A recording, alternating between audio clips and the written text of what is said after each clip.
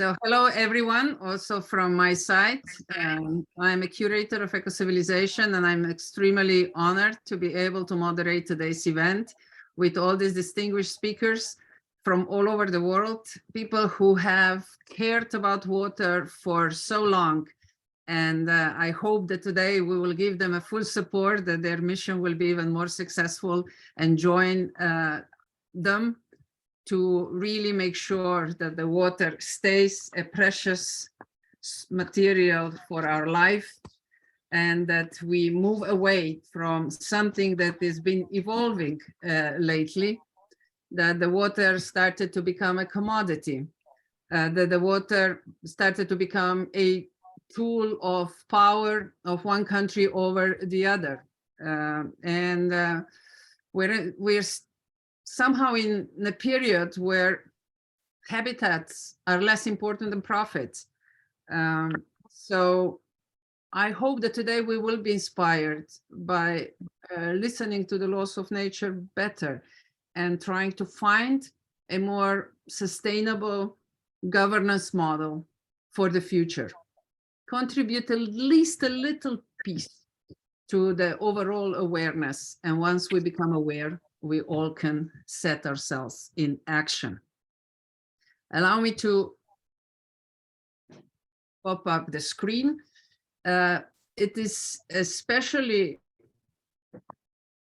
a big honor to this seminar is also the site event of the UN 2023 Water Conference, site virtual event, and which means that we will be heard even broader, and our voice will carry. So please make comments and of course raise questions. We will record everything, as Natasha said, later on shared.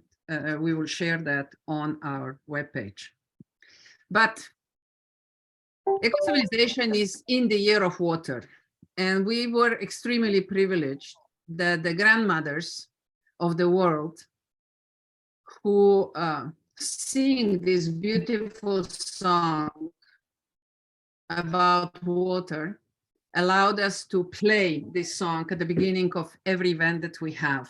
So I'd like to invite you to join me in listening to their messages and raising the importance of water one more time in a very, very special, emotional, spiritual way.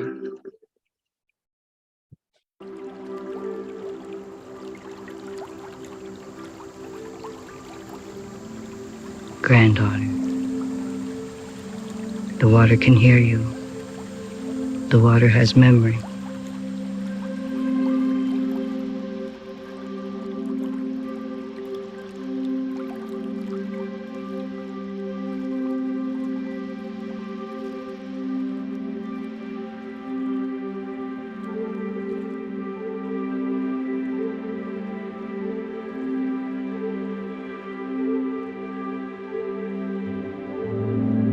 Nibi, Wabo, Endayan, Nibi, Wabo, Endayan, Aki Misri, Nibi, Wabo, Heya, Heya, Heya, Hey, Heya, Heya, Heya, Ho. Water is the life's blood of our mother, the earth. Water is the lifeblood of our own body.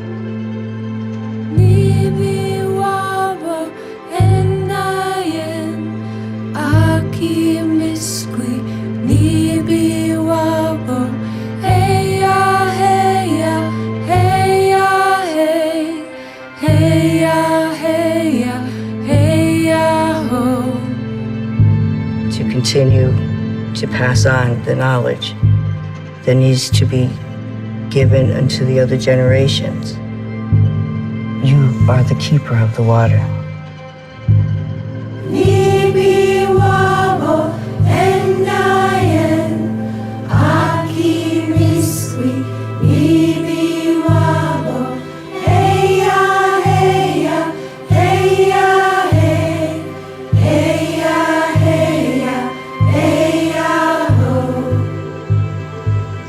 the change in this life condition that we're in, that great-grandchildren will stand up to this truth of what life is about and to live it in such an honorable way, the way ancestors came to this earth.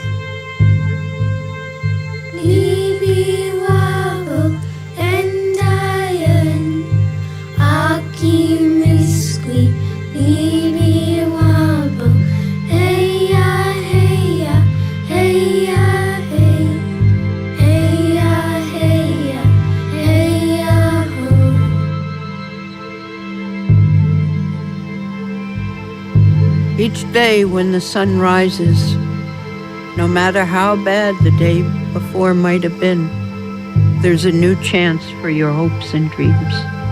And I say, 𝕤𝕤𝕤, thank you for singing the water song. 𝕤𝕡𝕚𝕐𝕚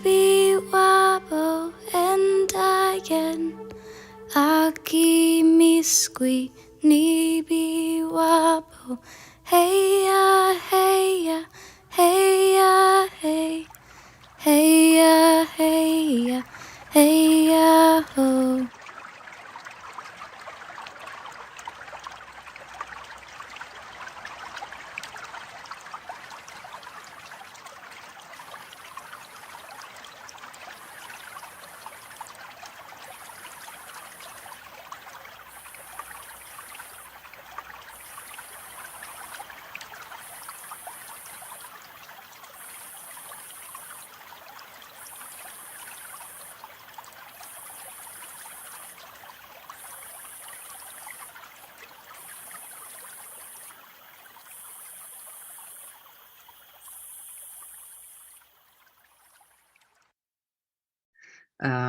It's a very special song and brings a lot of strength to what we try to do for the water.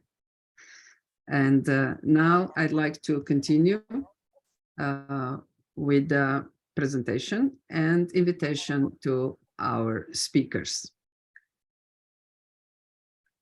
The Year of Water that we are running is brought to you by 4 very active members of Ecocivilisation movement. And this is one in the series. We are running water topics all year round. Today's session was brought to you by our dear NiNi, Ecocivilisation wing of Myanmar. And I'm deeply grateful to you, NiNi, for bringing these beautiful people together. The first speech that we will hear is from Dipak, an incredible person who probably everybody who deals with water knows. And because today is the Day of Water of United Nations, he's been really busy and traveling everywhere. So he shared with us a video. I know that all our speakers could have been somewhere else as well, but Dipak really apologized. He was our guest in the previous. Somebody has the mic open. Could you please close the mics? He was present at our previous session, and this is his message. Very powerful, very, very concrete, and I think he's setting the mood for today's session really well. Hello, delighted to be part of this program. I'm going to speak to you about reimagining water governance. Water is a wicked problem. What is a wicked problem? Unlike a tame problem, which can be solved with textbook engineering, wicked problems are problems that we generally cannot even agree on what the definition of the problem is. People have very different definitions of the problem itself. And if you disagree on the nature of the problem, you are going to disagree on the nature of the solution even more. So wicked problems are water, energy, climate change, because these are problems where they are not subjects. Climate change is not a subject. Water is not a subject. It is a focal point where all subjects intersect. And in the case of water, it is everything from hard engineering and meteorology and geology, all the way to the social sciences, economics, law, even literature, even spiritual studies, especially for rivers of Asia, the Ganga, the Mekong, the Irrawaddy. Our rivers are civilizational rivers. As a result, we can only handle the rivers if we also bring in the spiritual dimension of water. So this makes water an extremely complicated issue where you cannot just propose something because it is economically, it's got a high benefit cost ratio economic. It doesn't work that way. So wicked problems have to be solved by a very different means. And we, in the social sciences that I use, called cultural theory, we use the term sympathetic engagement. Why? Because we believe that there are three basic organizing styles in life, from the village commons to the national level to the international level to the global commons. First, you of course have governments. You know, we need governments. We need governments that are good, just, so on and so forth. But we also have markets. We have market players who are out in every sector, who are out to make profit, which is not a bad thing in itself. But the markets are also very good at innovation. They come out with new solutions because they need to make money. Okay, and they have to make money better than their competitors. So it's a very dynamic thing. Okay, problem comes when markets forget that there is a whole social dimension to whatever it is they are doing. And then there is a third organizing style, which is civic movements, civic activism, well-run NGOs, you know, not NGOs that are part of business and, you know, that distortion, but really genuine NGOs. Academics are mostly part of the civic movement because they are not there to make money and they are not there to control everybody and direct things as governments do. So between these three different organizing styles, each one has a very different view of what the problem is. What is the water problem? Markets are risk takers. They love risk. Governments are risk managers. They want to, manage risk. Activists are risk sensitizers. They see risks that markets and governments don't, because they see poor people being hurt, and so on and so forth, that their human rights is being violated and many things like that. So you have these three different styles of organizing that see water problems very differently. What is the proper way of doing things? If only one of them is proposing a solution and forcing it on, let's say a government agency says, well, we'll build a big dam and generate electricity or whatever. Well, you're going to get opposition from the market forces. You're going to get opposition from the activist groups also. If we have sympathetic engagement, where what this means is you have the policy table where all of them are given space at the policy table, their voices are heard, and not only are the voices heard, they are also very sympathetically responded to. When that happens, every group that proposes a solution has to go back to the drawing board and re-examine what the others have said and redefine their solutions. If this happens, then what emerges will not be what 100% of what any one group likes. It may be 40, 60, 70, whatever percent. And people engage, and that will be a much, much, much more sustainable solution than a single-minded imposition of solutions, either by the market or by the government or even by the NGO community. Thank you very much. Thank you for a very clear message, which is rather fresh, at least for me, and who are just entering this enormous water ecosystem. Water is a wicked problem, which calls for sympathetic engagement of state, market, and civil movement actors. That's a very strong message, and thank you, Dipak, for setting the tone for today's session. And with that in mind, we are moving forward, and I'm inviting Alice Bouman-Dentener to join us. She is a really well-established person in the water ecosystem.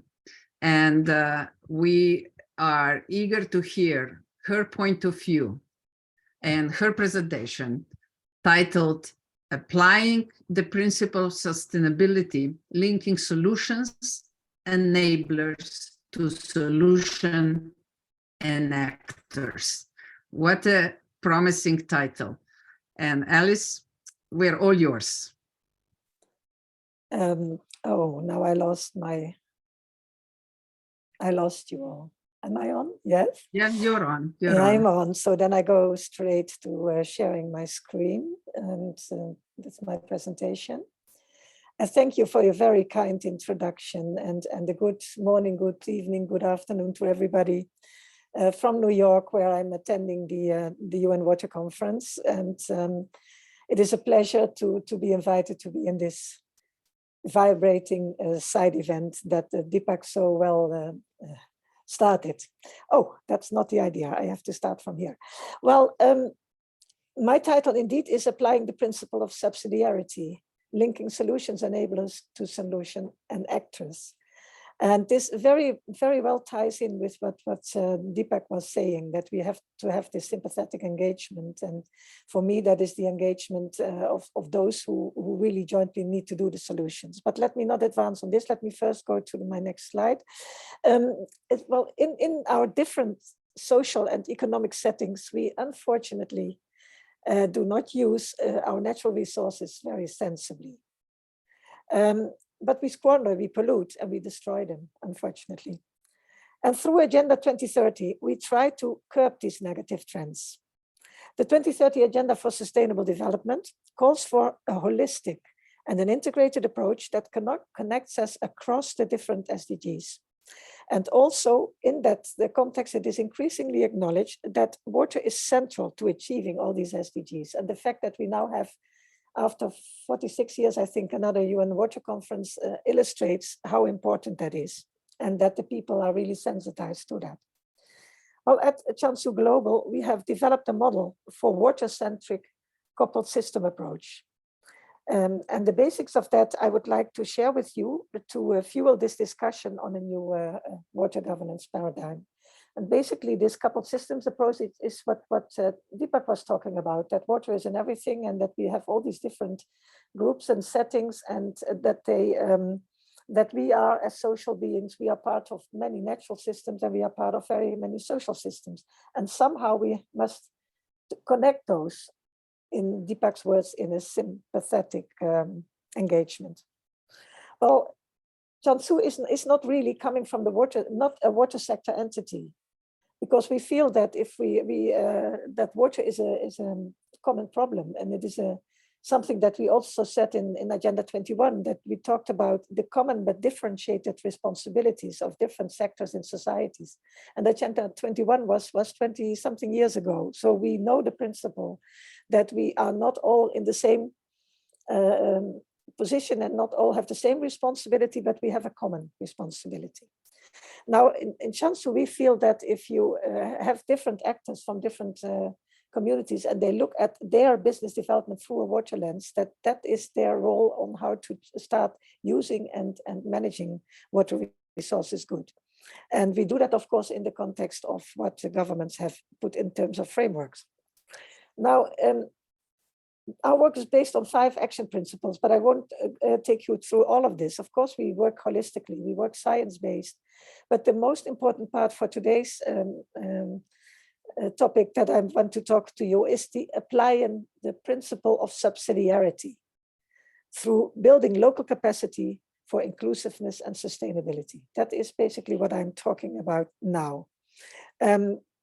Because the world is made up of many different types of communities, the human world, isn't it? And I'm not only referring to human settlements, that is the most common definition of a community. No, there's also business communities. There is communities of people that are tied up by common interests or a common working environment, like an industrial site or a hospital or a hotel chain. So all these sort of different communities they will have a different SDG nexus that is important for them. And so if you're in industries, then the energy might be very important. And if you are a sustainable city, then it is SDG 12 that you're really concerned about. But whatever SDG nexus you are as a community most engaged with, the water always comes into play. So what we think is put the communities at the center of the action, and then put a water lens to their most important problems and try to solve them in conjunction.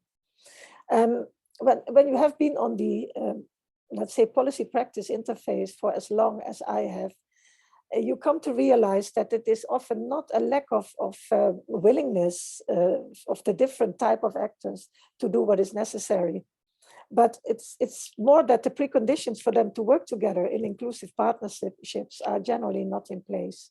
And this is one of the biggest barriers in our view to not going forward, fast forward with the SDGs. And what happens very often, we know that from the development cooperation world, is that they rush into implementation without pre-investing in the process that ensures that those solutions that are promoted are appropriate and that they are acceptable to all.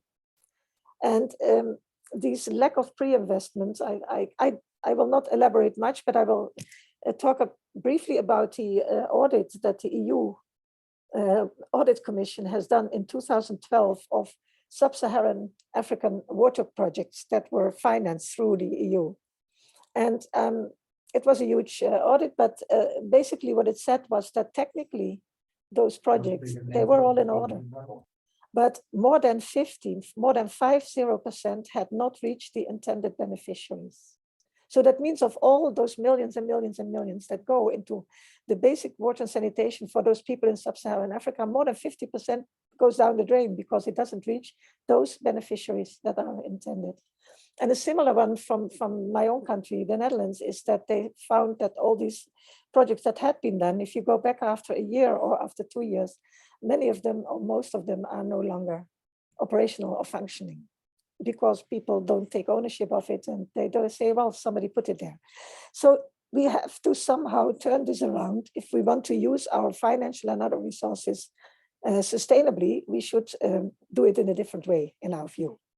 So, and that's why in Jiangsu we say that we should distinguish between the solution implementers, which is at the lowest appropriate level, where action partnerships should be formed in that particular community that has a common problem.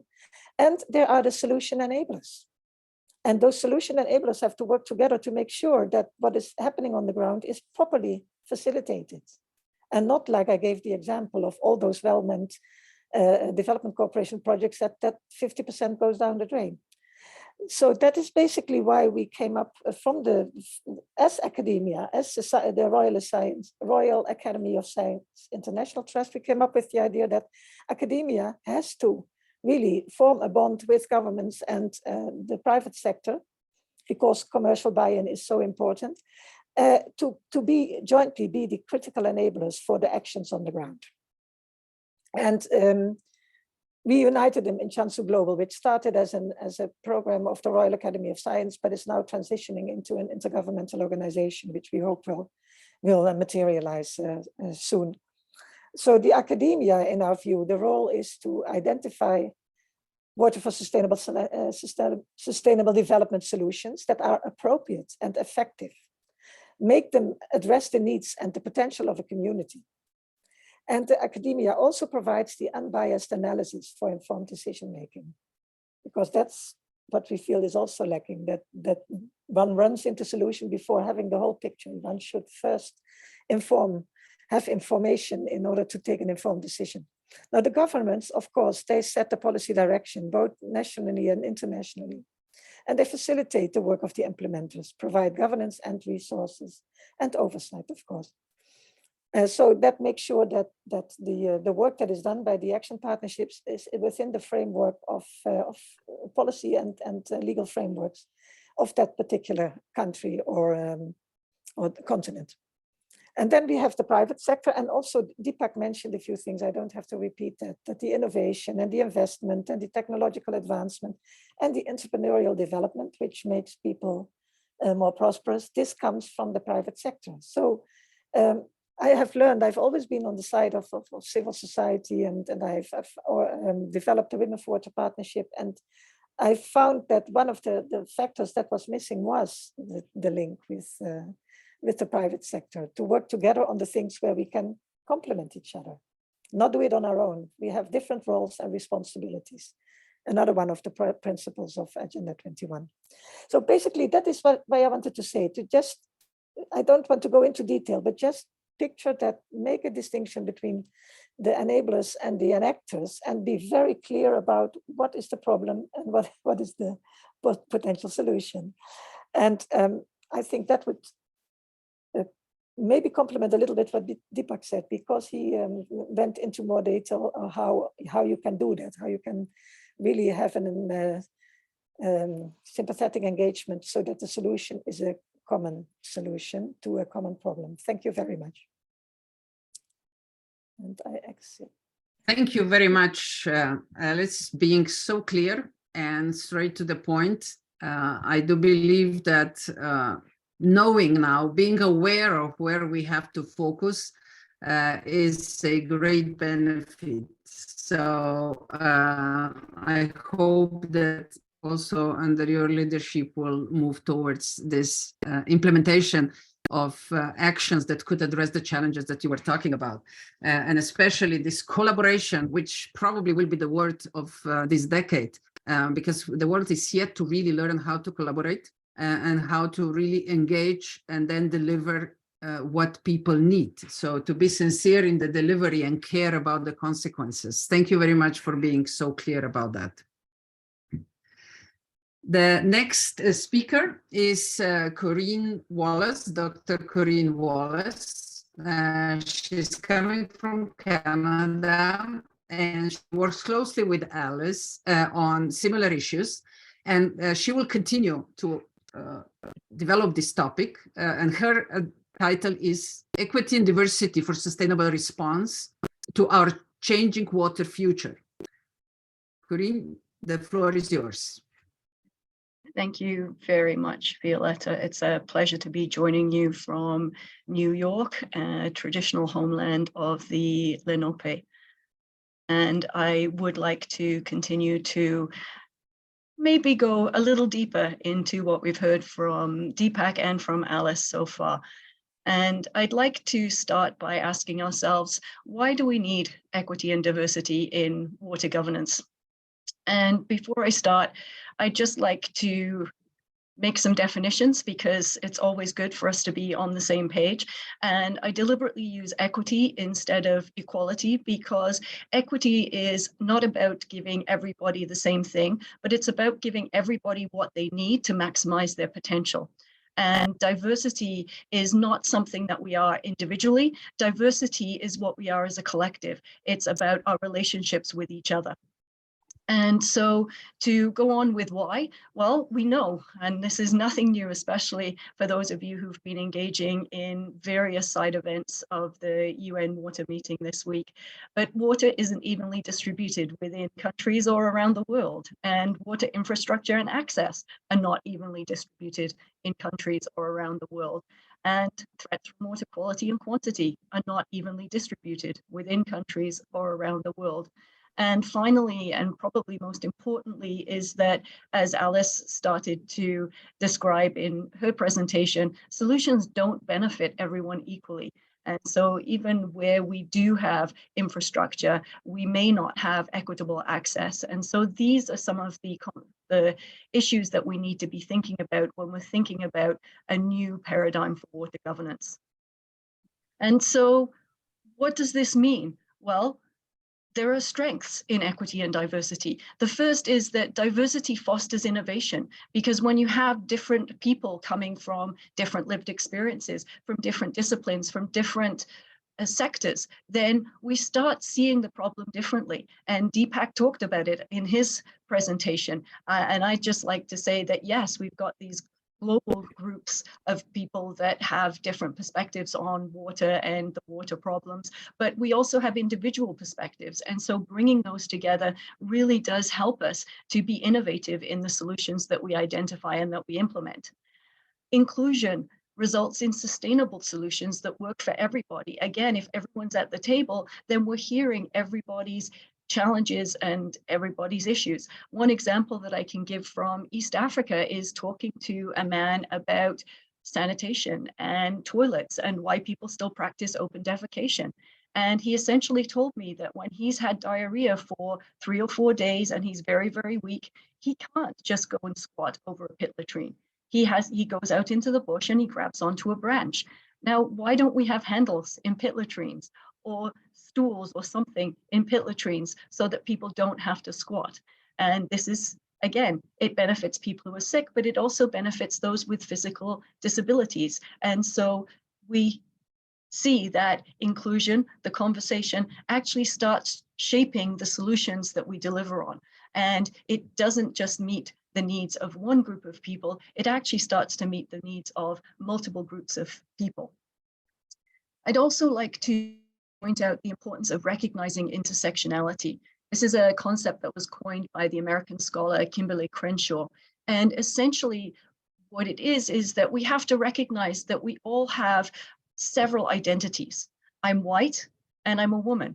And we need to recognize that the intersectionality of these identities can mean that we have privilege and opportunities that conferred on us, not that we've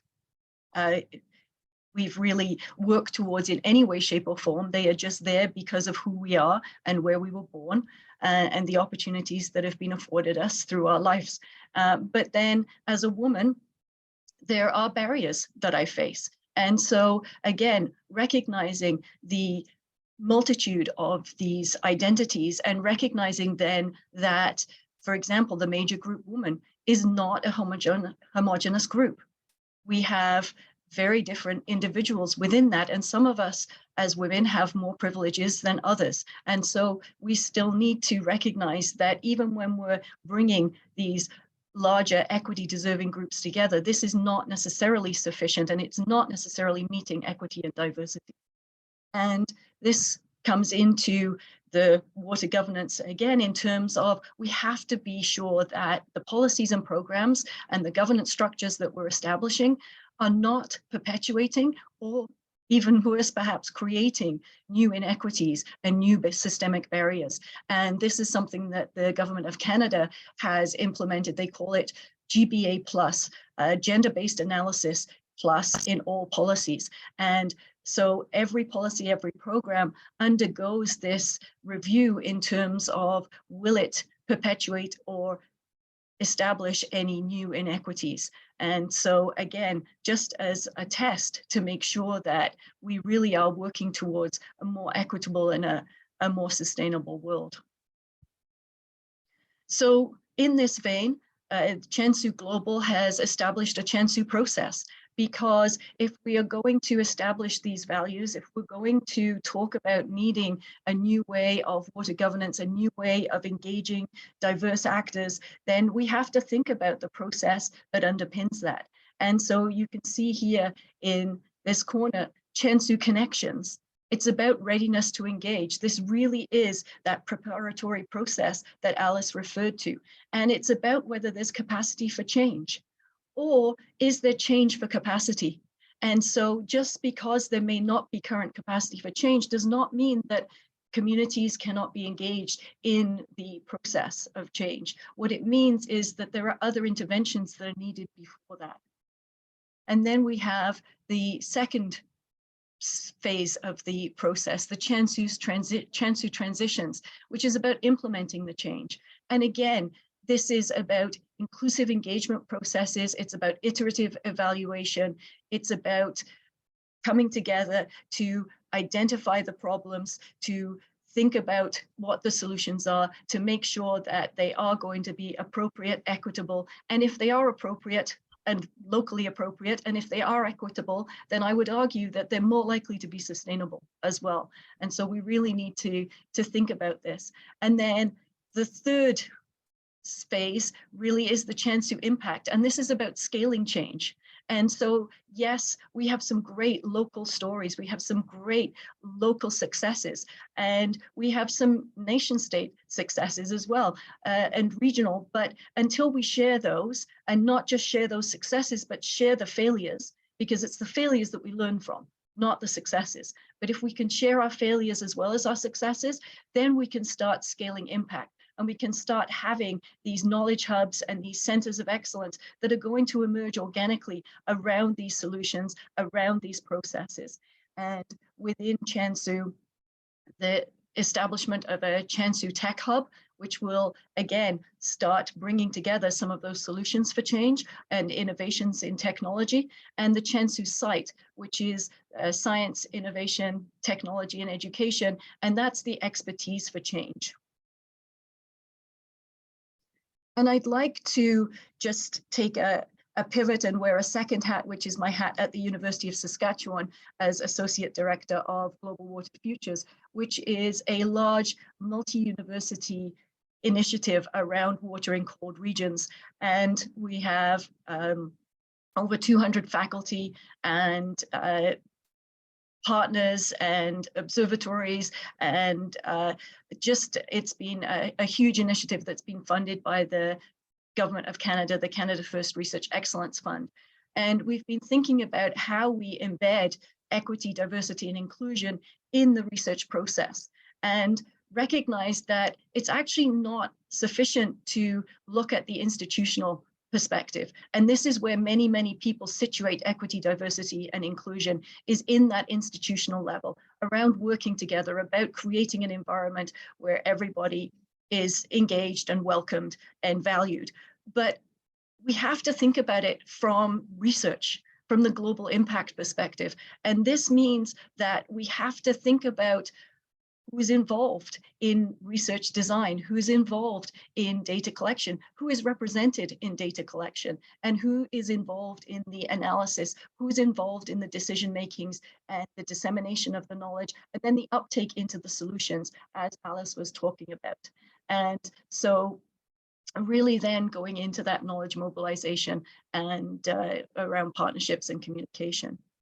And so we are establishing new communities. We've got the Chansu site and also the Women Plus Water community, which hosts webinars, but has also just launched an expert list at the last Women and Girls in Science Day.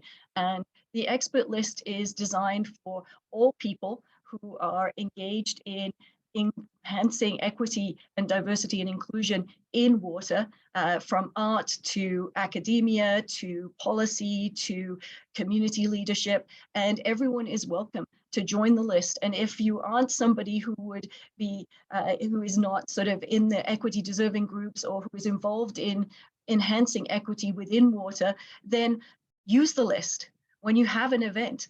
When you're looking for a board, when you're looking for an expert, when you're looking for someone for a media interview, then please go to the list, check out your region, check out the languages that that people speak, and the areas of expertise they have in water. And hopefully we can start building a more diverse water community. And so I will leave you there with an art and poem installation from the biosphere in southern England.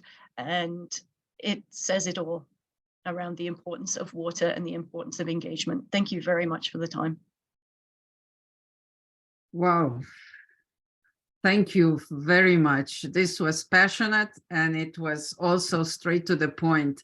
And that's exactly what we need, actually, because it's really these very clear messages that get us on the right track. So all our three speakers so far were really pointing us to the essence of what the challenges are.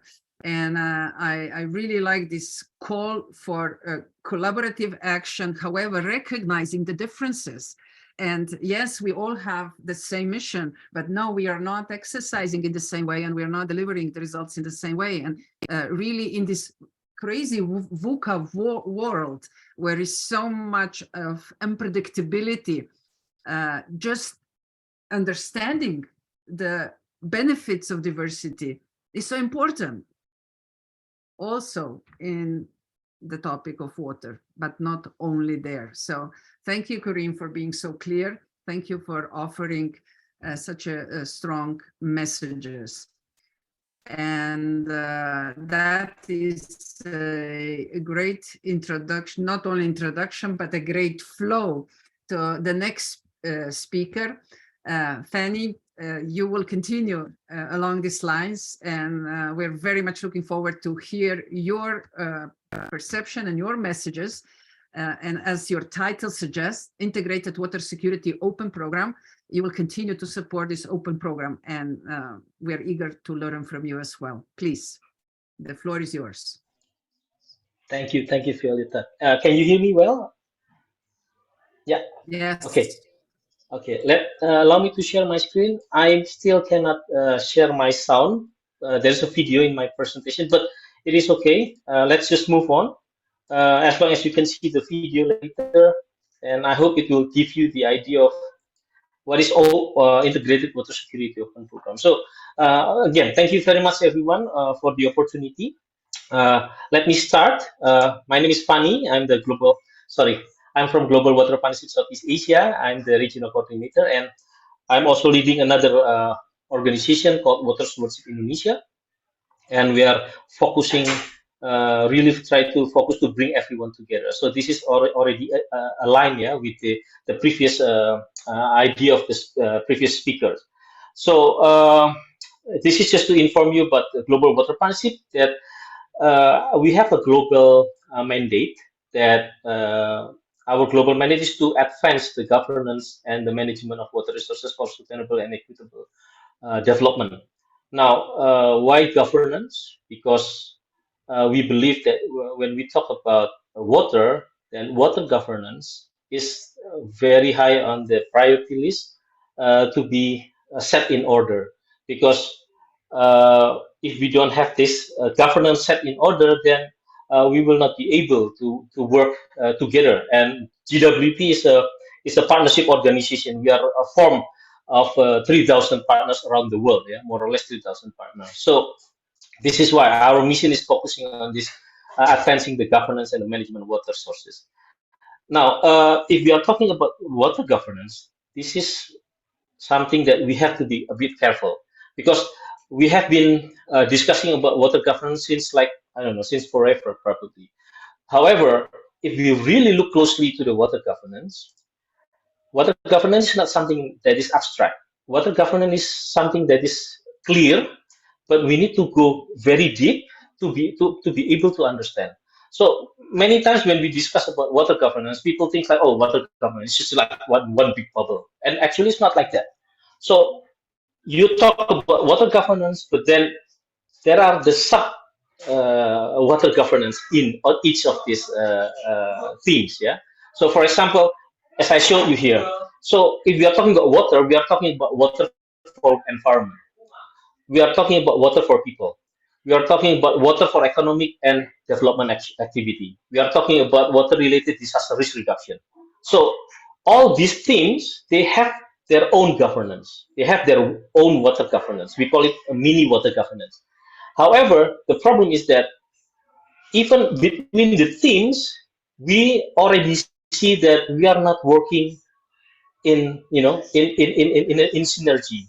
Sometimes a project, a program that is happening in the water for environment can negate the project that comes from the water for economy and development. Now, this is where the water governance plays into role. We need to have a clear, structured, and coherent water governance. So we are sure that all these themes are working in coherent, yeah, not negating one another. So this is very important, and this is why the principle of integrated water security, integrated water resources management can play a very important role, because we try to increase the coherency between the teams. So if you can imagine, if you are playing sport, then we call the governance of sport. But if you are talking about sport, you have basketball, you have badminton, you have soccer, and each they have their own governance. Each have their regulatory framework, each has their institutional setting, each has their financial mechanism, and so on. Now, so we need to be able to set a water governance that can, how do you say, govern all these teams without any conflict, yeah, and put all teams can go into one synergy. So this is why we were thinking like, oh, okay, so if we are talking about governance, then we need to be really, really careful and really, really understand on which water governance that we are talking, and then how we can ensure that what we are doing is actually in line with the other action that is done within the under different teams. So this is what we have learned so far, and we have some ideas on this, but I don't want to spend too much time on this. But what we want to do is now to bring you to this, the wicked problem of the water governance. Now, water governance, as I mentioned to you before, we need this water governance because we need to do a lot of things. We have many players, we have many stakeholders doing a lot of action for water security, but then if everybody is working in silo, then what we are doing is it's going to be difficult for us to create this big impact. So the wicked problem of water governance is that we have this issue with the working in silos, and because everybody's working in silo, and there is no alignment, then it is very difficult for us to create a full picture to enable us to understand, okay, how far we are going to go to achieve our goal. This is very difficult because everybody's doing their own thing. Now, and then also, we also found out when we are talking about the issue of the wicked problem of water governance about we're working in silo, we also see that why everybody is working in silo, because everybody, when they develop their program, they develop it in a very exclusive way. I had the case where we invited a lot of stakeholders, and then there was one big private company come, and then they said, I want to help the government. But the problem is that, one, you have 3 national plans for that program. So which national plan that we have to support? Because these 3 national plans come from different ministries. This is one. The second one is that if we want to contribute, if we want to work together with you, is there any engagement mechanism that you can provide to us so that we know what is the procedure to engage with you? There is no engagement mechanism. But this is not only for the government. This is also for many organizations. When they develop the program, they forgot to develop the engagement mechanism. So other stakeholders, other players can engage in the beginning, in the middle, or even at the end. So the engagement has to be available in every stage of the program. So this is what we forgot. So based on this, so we were thinking then, okay, so what can we do? So we have a proposed solution. So in 2021, we developed what we call Integrated Water Security Open Program. It's called Open Program because this is open for everyone. So we walk the talk. We want to design something that everyone can join, especially our partners, the GWD partners, because we have partners there all around the world. So what is Integrated Water Security Open Program? It's a multi-stakeholder program that aims to mobilize action. So this is also linked with what the previous speakers also mentioned already in their presentation. So to mobilize action to support achieving the water security goals, right?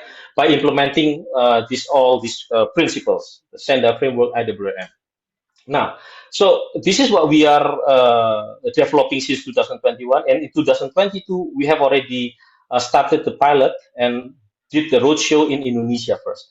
But I would like to show you a short video so you can understand what is this Integrated Water Security Open Program.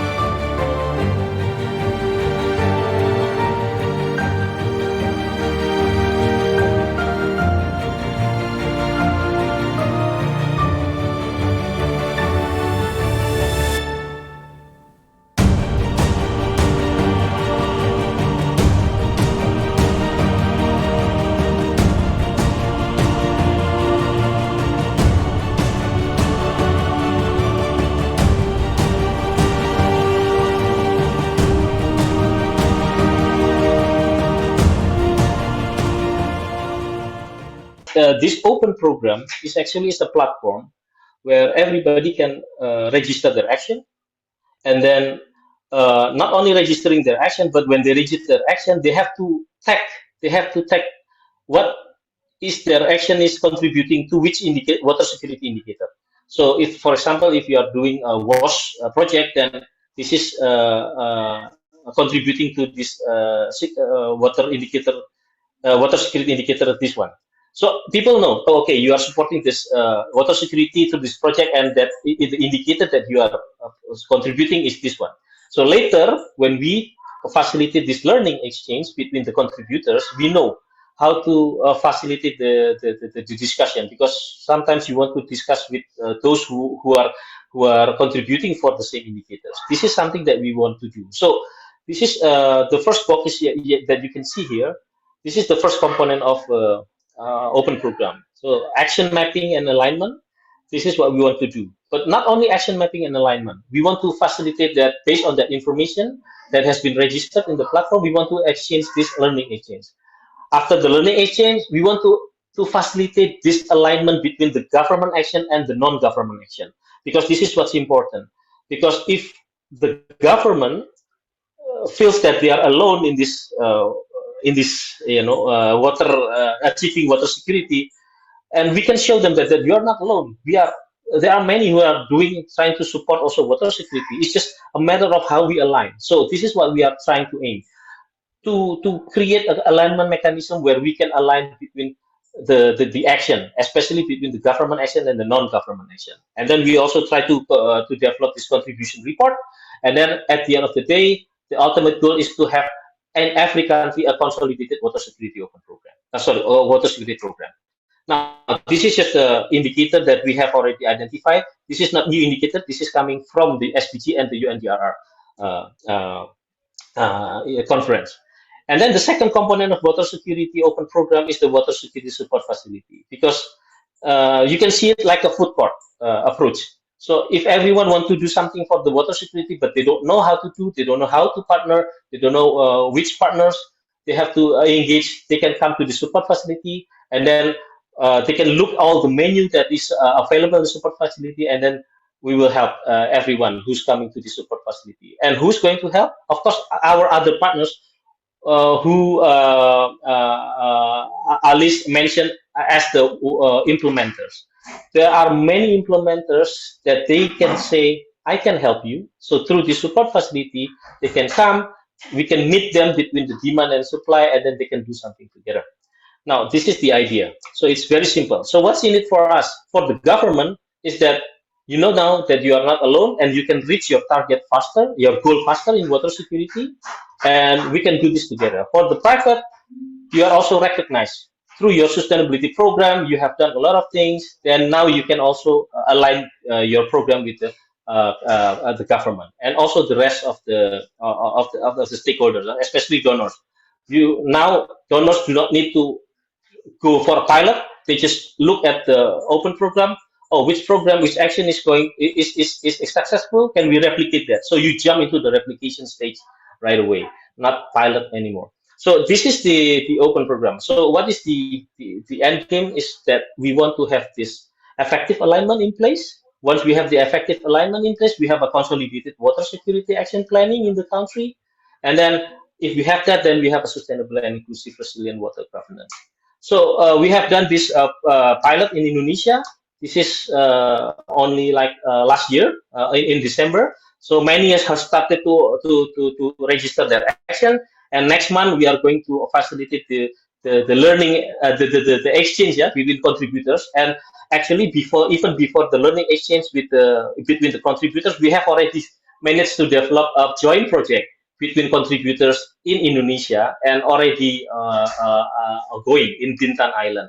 This is a project on WASH, but it was a collaboration between the contributors of this open program. So we are very keen to help to facilitate other key players, other stakeholders to be able to collaborate. Yeah. So no more working in silo. Everybody can do their own stuff, but now in an aligned way.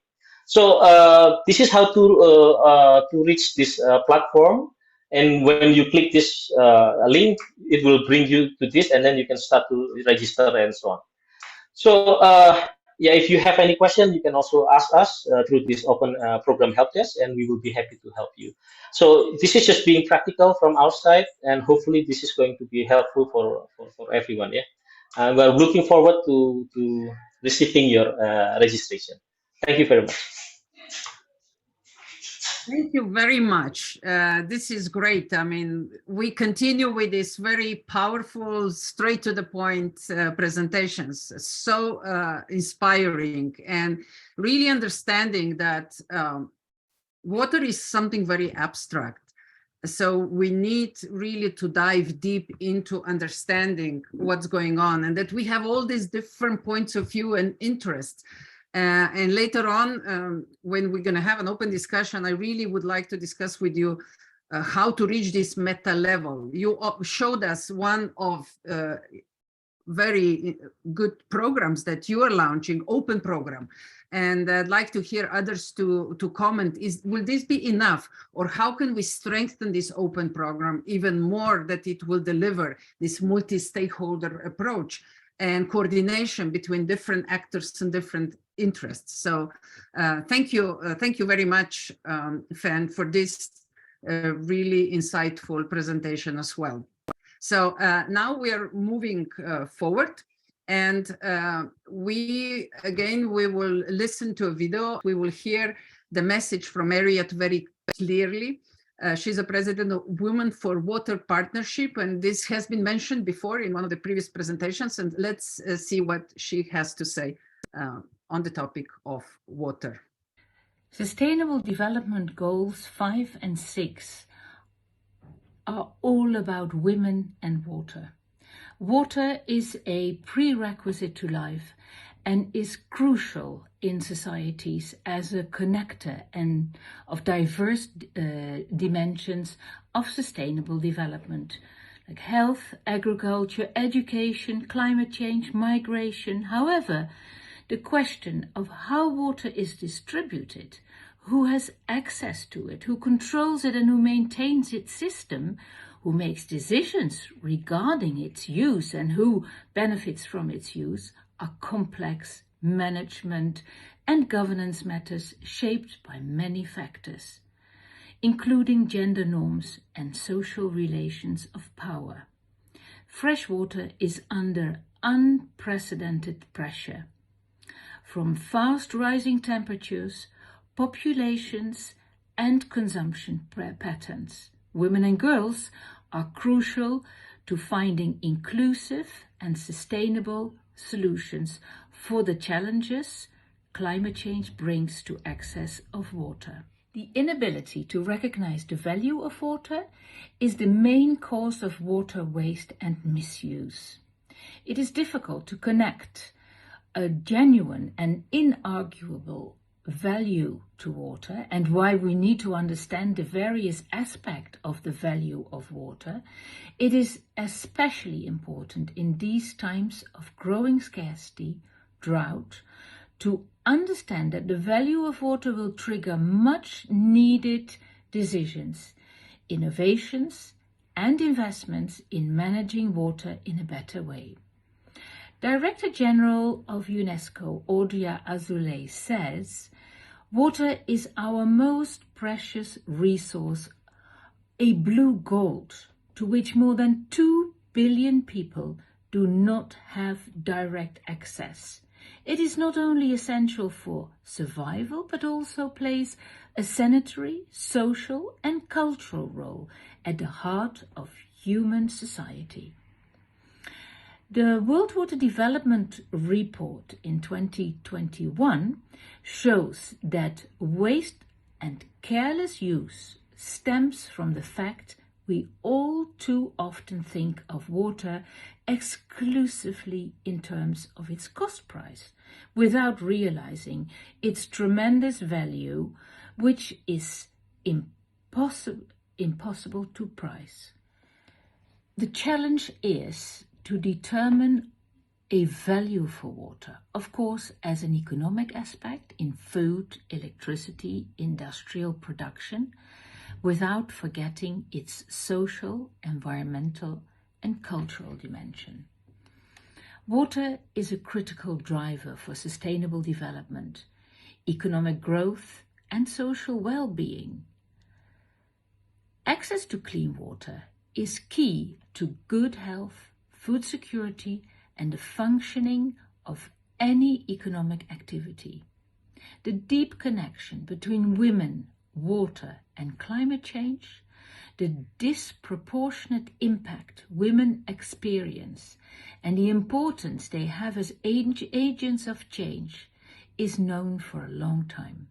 And focusing on the need of women and girls throughout their lives is needed.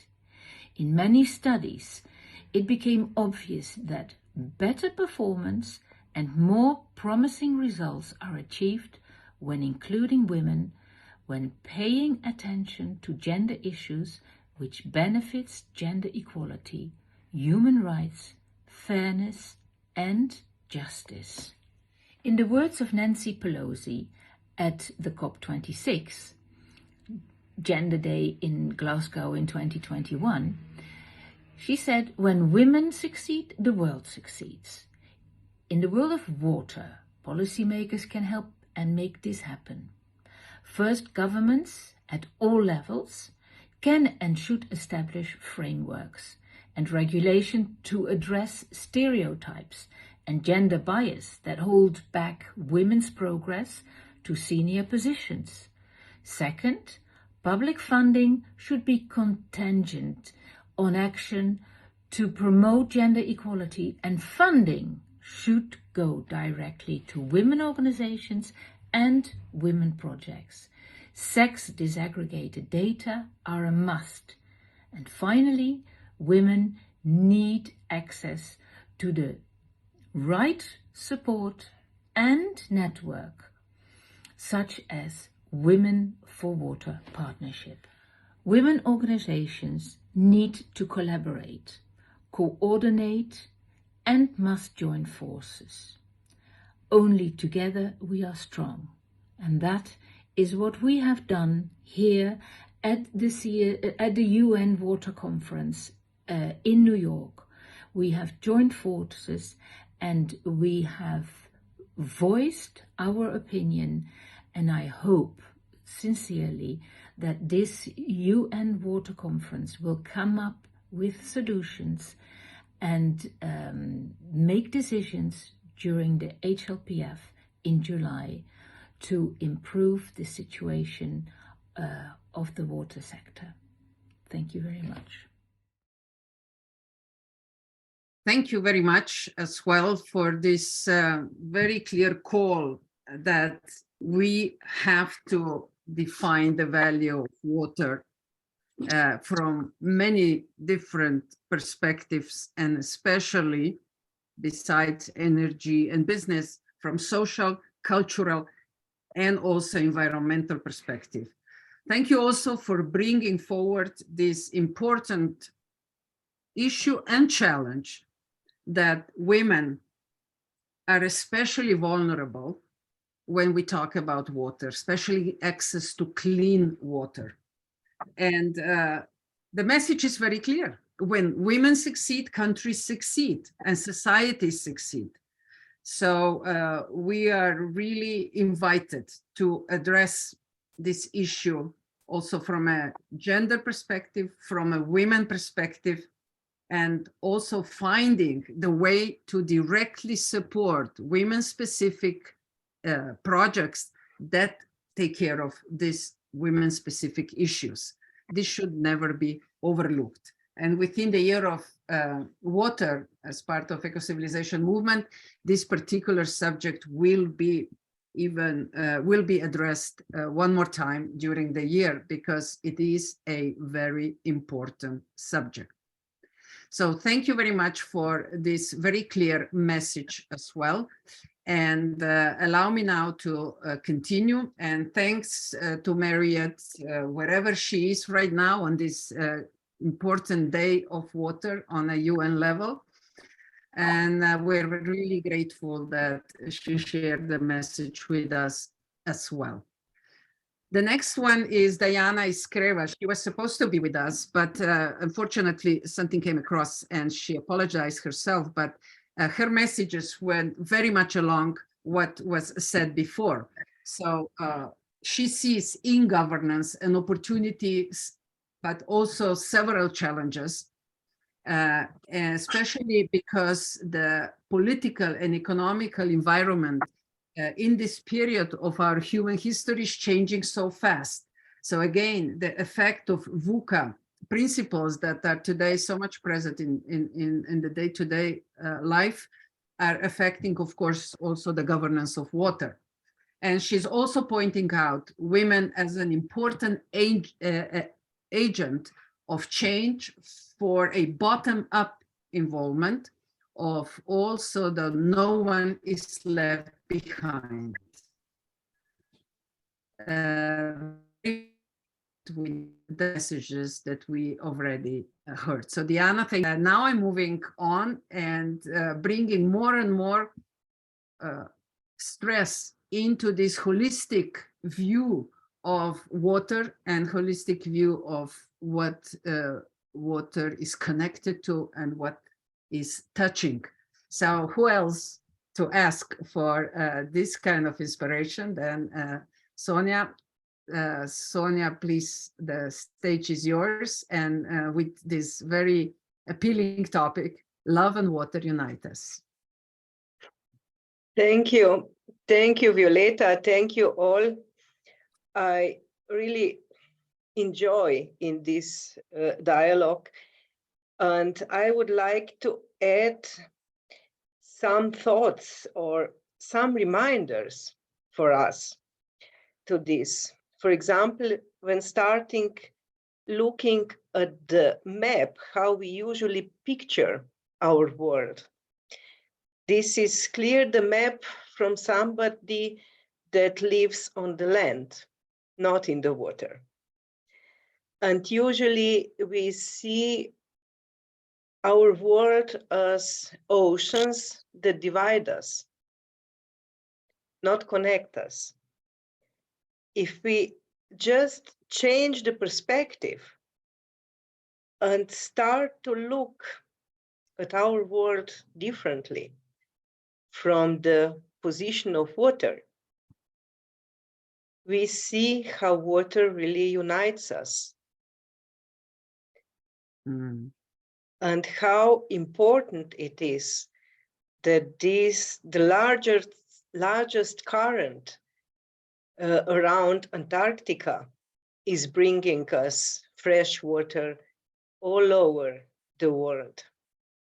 And then we might see how inappropriate it is to call the planet Earth, because we know that there's 71% of water on our planet, and that 96.5% of this water are oceans. So this is the trigger, how we might shift our perspectives and how we might make also a mind shift and heart shift, because to co-create a different water management or governance paradigm, we need to make these shifts from egocentric, what is the best for me, what is the best for my company, what is the best for my country, to ecosystemic approach. What is the best for the complete ecosystem? And ecosystem, we know we are not just people in this ecosystem. Then the shift from competing for water resources to collaborating. A shift from seeing rivers and other water sources as something to exploit, to be conscious how to regenerate these sources.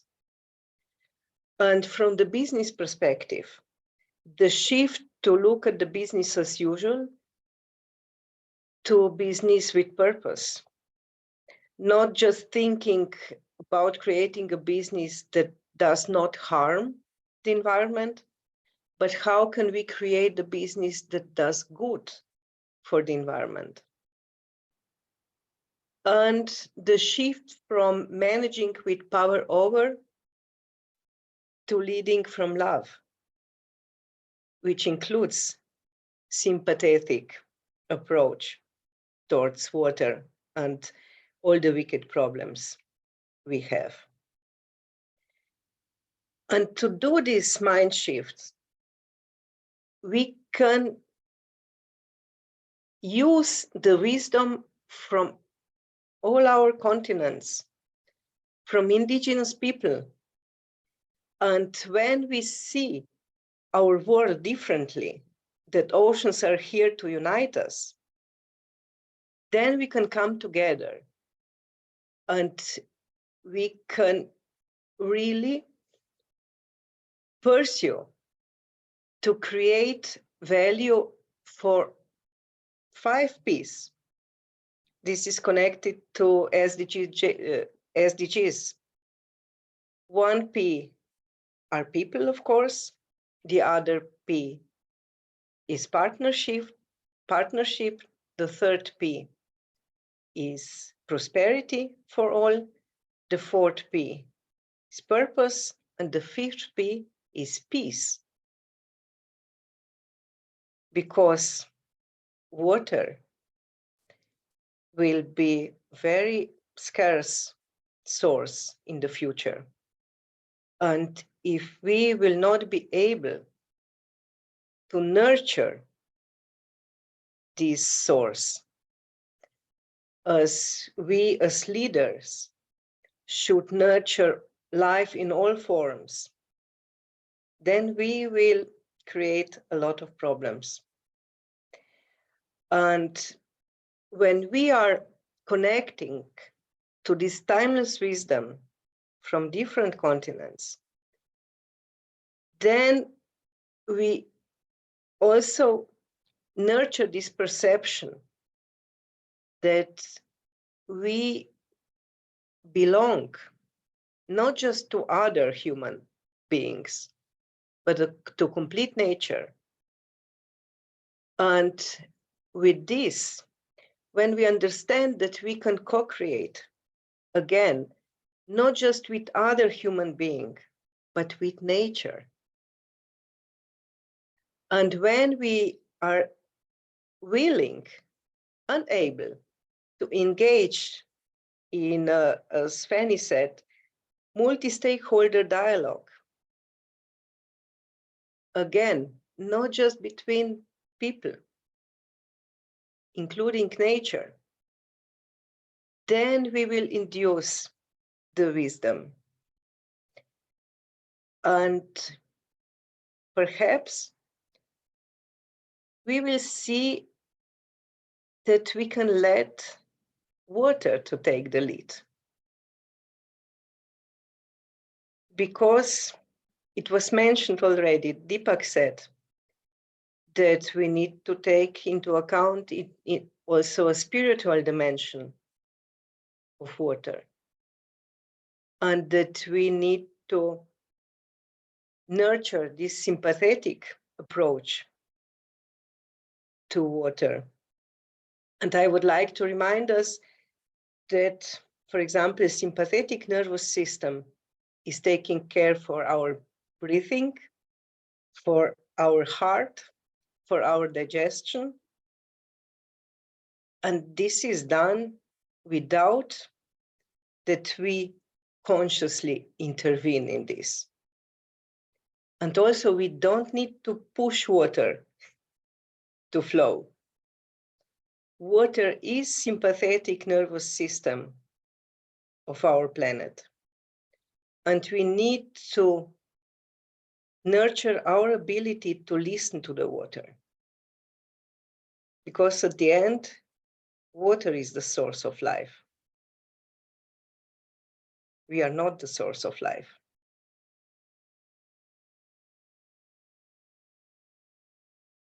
And as water connects us, leading from love can also connect us. And I would like to remind us about the words of Marko Pogačnik at the introduction of the Year of Water. He said that our planet is creating a new sphere, a sphere of love. He called this philosphere. And that rivers, mountains, waters are already connected to this network of love. And we people need to connect too. And I'm sure that if we will understand how we can co-create, not just among people, but also co-create with nature, then we'll be able to really have clean water for everyone. And this is my personal vision. And I'm glad that together in this call, I see people that are willing to co-create everything what is needed to assure clean water for everyone. Thank you. Wow, thank you very much, Sonja.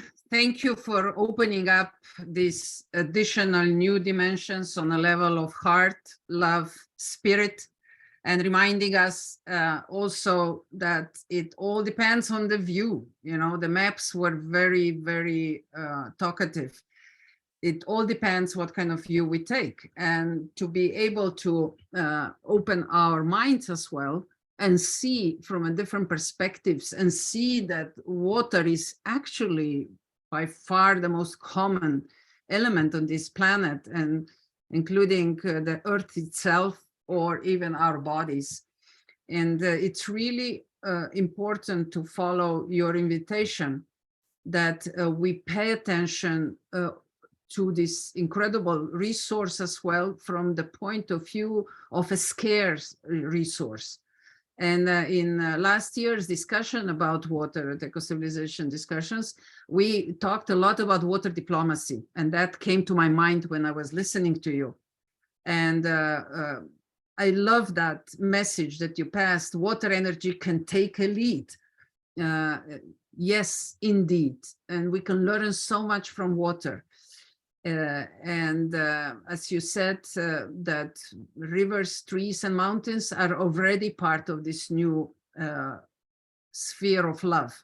And it's now up to humans to decide either we're going to join or not.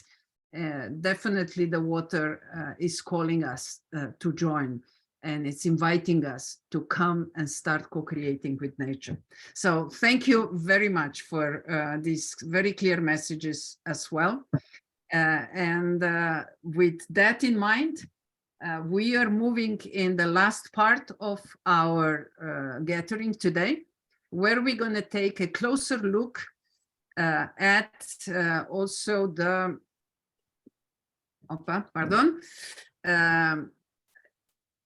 impact of water in very concrete sector, which is very much affected by it, especially because rivers usually do not start and finish in the same country. So I was just listening today, the report from Vietnam and how they are concerned because the water management of China doesn't follow the natural cycles anymore, and their rice fields are very much affected by it because it's, of course, they need a lot of water and they depend on natural cycles. So I'm very eager, Professor Myo, what you're going to share with us. And your title is very operational and concrete, Disseminating Water and Agriculture Knowledge Through Remote Training for Rural People in Myanmar. I would love to hear from you. How do you approach to this very crucial subject? And also maybe an additional question based on what we've heard so far. how are you in Myanmar dealing with the different levels of water, especially where they don't follow the natural cycles anymore, but more economical cycles? The word is yours. Thank you. Can you hear? Okay. So my main point is just I'm most of my background is teaching. I have been working in nearly 40 years in the university. So I just want to disseminate, especially to the rural people, with the knowledge of water as well as agriculture in my country. I mean, because most of the people, 60% of the people are living in the rural area. Okay, let me just point out one of the higher education institution compared to other countries, especially Asian and ASEAN countries. In our country, compared to other countries, we have only limited higher education institution, especially focus on agriculture and water. Even I will include it. Agriculture, we have only one crop component, another one is animal component. And before COVID, we have traditional classroom method, face-to-face. We have to meet with the farmers face-to-face. Now, due to COVID, we can use new technology like Zoom application, something like blended teaching and learning, something like that. And this is also one of the software, I mean, applicable to the farmers. We are using mobile phone to reach the farmers, something like that. And if we are going to focus on water under the agricultural engineering, we have many agricultural engineering background. But if you focus on agriculture and water, irrigation and drainage engineering is important for us. And water is essential. Everybody knows, not only for agriculture, but for drinking, sanitation, health, like that in the rural area. Say, for instance, in our case, we have irrigation and drainage courses at the water and soil and water science department at the agriculture university. It is only one. And we have also water study department at the Yangon University, which is initial stage. It is second year class at the moment. And Professor Dr. Khin, they have also water engineering courses at Yangon Technology University. But we are not connected each other. This is a very pity that we are not comprehensive approach in our higher education system. And this is just like a strength of the remote teaching. But weakness is we cannot use a practical section. Like agriculture, we need practical. So we have also in our country are developing. So we are the use of the Wi-Fi, mobile data, smartphone is also expensive. This is weak system. So what we are doing right now is I'm working in one of the NGO, and we are disseminating to the farmers through online courses. Distant education, like a distant education courses, something like that. So we are going to aim not only agriculture, but also water, environment, forestry, animal science, something like that. This is we are now developing sort of so in the case of the trainings, they are not necessary to have a graduate, at least middle school level. They can, if they can use Zoom application, we will be able to disseminate everybody, especially their free time. Their available time is at night, like this, 7 to 9 p.m. in our country, something like that. And also, we are now disseminating the knowledge sharing program. It is a free webinar program every Saturday for the farmers by using that remote application. So we integrate, because most of the university are separate. So it is not like a comprehensive. So we will integrate into agriculture, forestry, engineering, water, including education or something like that. This is one of our aims to disseminate new knowledge and technology. So other private organizations, because in our country, there is no private higher education institution, not yet, officially yet, although they are disseminating, they are starting private higher education, but related to agriculture, including water, it is not yet formalized by using the private, by disseminating private higher education, private technical and vocational education. So we want to establish sort of the training program to the rural people. These are some of the institutes which are now disseminating the distant education program. So in the case, I just want to focus that we need online training program, especially for our farmers, like a certificate, diploma, degree. Although we have distant education, although we have open university, we haven't offered the agriculture, water, or whatever yet, rather than pure arts and science subjects. So we need to focus on applying what are the subjects which are relevant for, the development of our economy. Something like, because Myanmar is an agriculture-based country. So we need to use that technology. So also, I need to focus on ICT skill in the future by disseminating. So with Myanmar Water Academy and our local NGO, we are going to make some sort of the water training program for the farmer, maybe not only irrigation water, but also drinking water, safe use of water, sanitation, something like that. This is our aim. Thank you. That's all for my presentation. Loa.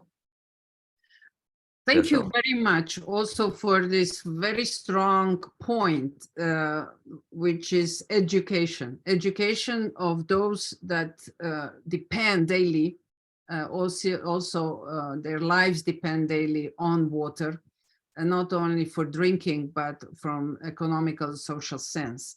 And we know that stronger education, stronger the country. So I really hope you will be successful in pursuing this direction and bringing as much education as possible to rural areas.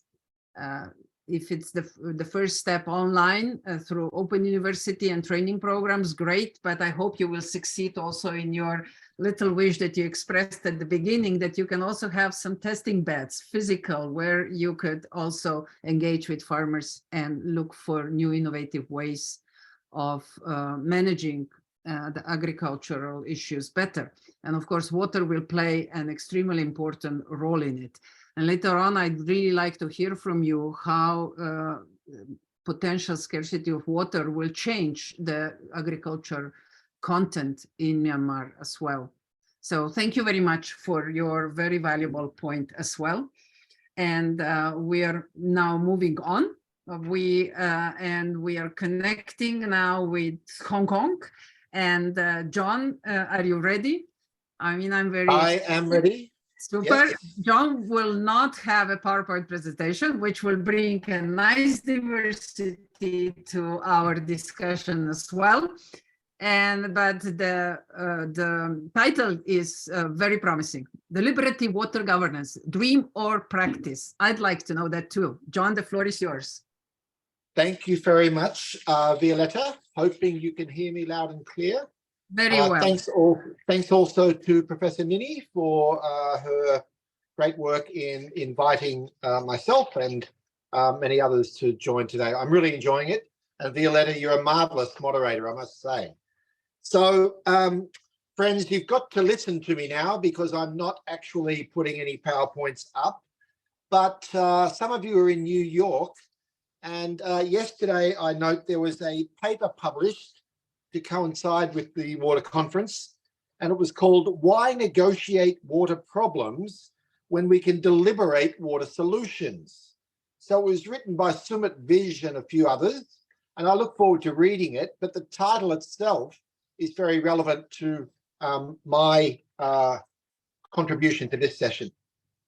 So following Dipak and other friends, what I want to do is contribute a little bit more to a reimagining of water governance, and you've seen the title. What do I mean by deliberative water governance?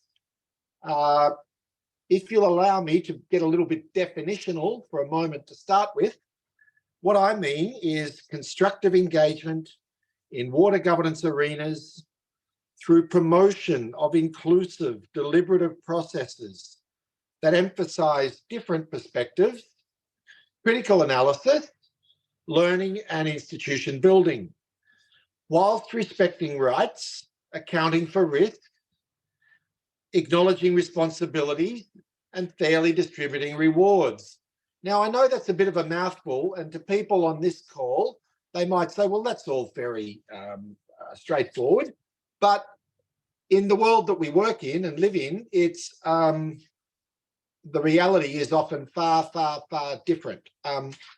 I have the opportunity to work across Asia in service of sort of Australia's partnerships with different countries. And of course, we see a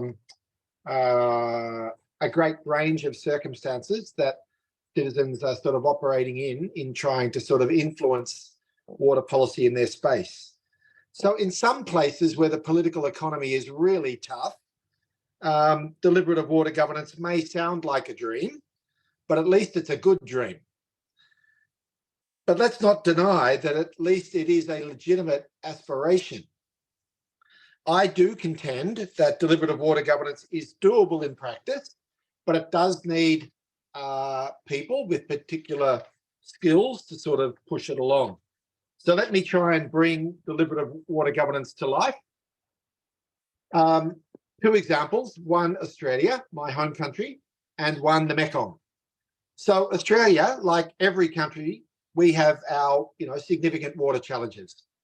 Recently, a group of philanthropic organisations observed, correctly I think, that our own water debates were getting a little bit terse and shouty and angry, and they've stepped forward and created a new organisation independent of government that is very grounded in deliberative democracy, discursive democracy, and essentially deliberative water governance practice. And it's very interesting. I think their timing's really good because people were noticing things were getting a bit scratchy.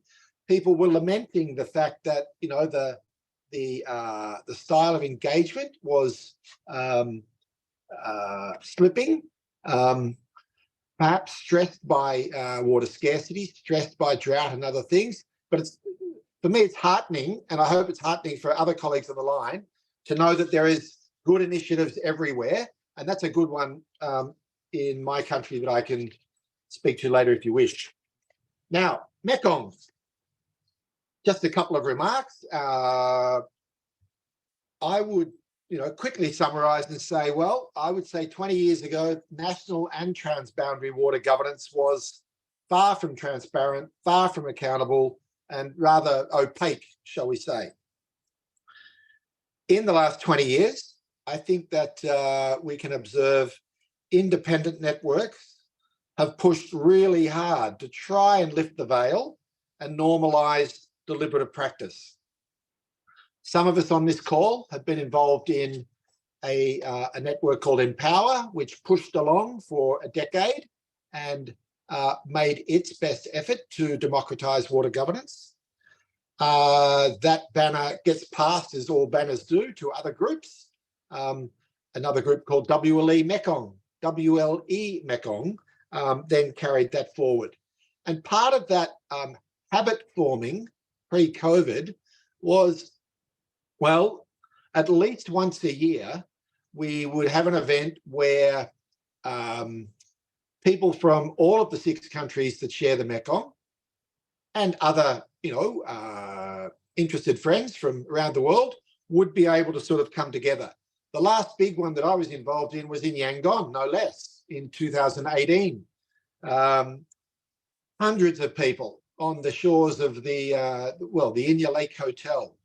6 governments, NGOs from 6 countries, academics from 6 countries plus, all arriving feeling safe, all able to sort of put their views into the public space, all of them sharing the work that they'd been doing. At that time, Professor NiNi and colleagues were very involved in the State of the Basin assessment for the 𝕤𝕖𝕒𝕣𝕤. So again, it was of great interest to other people in the region. What's the process that the friends from Myanmar were going through at that time to have a proper multi-stakeholder deliberation about that? Anyway, good stuff. Now, obviously, Mekong region still has multiple challenges, as do all of our countries. And the last few years, we've had huge ruptures. COVID, obviously circumstances in Myanmar, amongst others, shrinking space in some countries for any form of dissent about water policy or anything else. And it's also been a place where there's been, rising geopolitical tensions. But the proponents of deliberative water governance don't give up easily, I would say, Violetta. They will not be deterred. And in Vientiane, in 10 days' time, I know that there's already more than 500 people registered to visit 𝕤𝕤𝕤𝕤, and it will be an information-rich few days, hosted on this occasion by the Mekong River Commission, an intergovernment organisation. It hasn't always been capable of hosting these sorts of events. Hence, independent networks have sort of often stepped in. But in this phase of their sort of development, they are able to be framing a pretty honourable looking event. It will be information rich, it will be flexibly facilitated, and there will be plenty of space for very different perspectives. Following on from Sonja and some others, I'm involved in a session at that event, which is specifically focused on different values of water. First Nations values of water. There's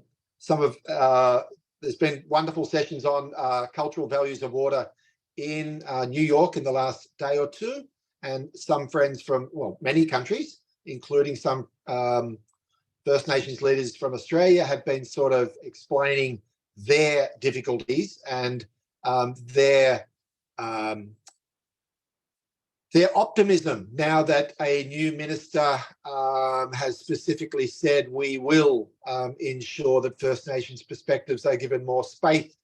There will be tangible water allocations and other things in my home country. So that's a shifting agenda. Anyway, it's an example of an event that's not just going to be talking about hydropower dams and how many can we build and how fast and where will they get financed, but there'll be a competing perspectives in what will be quite a deliberative space. So my final comments, I suppose, would be, for me, deliberative processes can reduce power imbalances and assist negotiations to be a bit more informed and transparent. When deliberative water governance is practiced, I contend that extra political space is created, representation and participation is expanded, and discourses and norms are more freely launched and contested. And that's been the experience in both Mekong region and Australia over the last 2 decades, I would say. Again, not saying everything's perfect, we all know it isn't, but I do want to sort of acknowledge that a lot of people are sort of pushing constantly to try and lift the quality of conversation about water, and I think their efforts are really important, and I salute them all. Thank you, Violetta. That's all I have to say. Back to you. Wow, John, thank you very much. I mean, this just is getting better and better, and they're actually so well fitting together into the message that I know that with our last speaker will just put the crown on the top of everything. But let me just really bow to you for bringing this incredibly important topic of democratization of water governance to this session. And what you just said at the end, the need for transparent negotiations that create this extra political space and provide really the conditions for more holistic and sustainable solutions. I mean, that is really straight to the point. And I hope that today's session contributes to what you said, lifting the quality of conversations. And let's keep going deeper and deeper. And one of our previous speakers already said that sometimes we oversimplify. The water challenge is a very deep challenge because it has so many vested interests at the table. So I hope we can really move together into this more, as you call it, deliberate water governance, and find solutions that will overcome just the economical benefits and economical sort of preferences, but really see this beauty of life that Sonja was also talking about, and see the planet as a whole, and just start following the way of water, the laws of nature, and humans we will be much better off with that. Thank you very much for bringing that to the table. Thank you. Yeah, please, if you want to say something as a closing remark, please go ahead. Oh no, I'm like all the other friends on the call. I could talk for hours, but I'm not going to do that. Okay. But I do thank you again for giving me the opportunity to share those thoughts. And they are more than thoughts; they are the guiding principles, I think, of every day I go to work. Thank you. Thank you, John. Thank you very much. And as I said before, we are moving to the last, but by no means the least speaker, which is the spirit of today's session, the person who really put so much effort behind this event and bringing these wonderful people together. And really giving us an opportunity to expand our understanding of the water challenges, and step by step, I hope we will support all of you, experts and political leaders in this field, to really deliver what it seemed to be the message of today's session, which is much more inclusive, much more democratic, much more people, society, planet focused solutions. Dear NiNi, the stage is yours. Thank you, Violeta. Please unmute. Let me straight share my screen first before greeting everyone. My greeting to everybody. Thank you very, very much, our moderator and excellent speakers. I am very grateful that you share time with us, and also, supporting our new paradigm. Let me explain why I feel so strongly about a need for new water governance paradigm. Actually, I was the person of IWRM and GWB at the founding meeting in 1996. I was a fresh PhD holder. I finished my PhD in 94. So I was really in it. And since then, I am still today working with GWB. And of course, GWB is the network all over the world. So we try to learn everybody's suffering and best case studies. In 2004, I ended up with John's project, which is, he just mentioned. For the sake of time, I will not repeat. And then we in Myanmar, 2017, we hosted the third Japan Water Summit. Then we discussed this all over the conferences, but we missed the point of human being. So that is why I am so strong to propose this new water paradigm. And I have promoted it for 18 months already. I started talking in Myanmar, then people think it makes sense. I was encouraged to go to regional and then global. And finally, I ended up again in Ecocivilisation. So Violeta was very open-minded, and her attitude is for everyone. Also from this slide, you see from equal to equal. So that has been said by the previous speakers, so I will not repeat. All I would like to say in this slide is it has been promoted, okay? So why? This is the background, but it will lose our time. These are the challenges and so on. So I go to the last bullet point, 6 areas of our challenges: climate change, COVID-19, the war, loss of nature, financing, and human behavior. So in our new paradigm, how do we overcome all these 6 challenges? And then we have a good encouragement all over the world again, the positive responses. We are not going to sit and say something is not working. We are looking for the solution.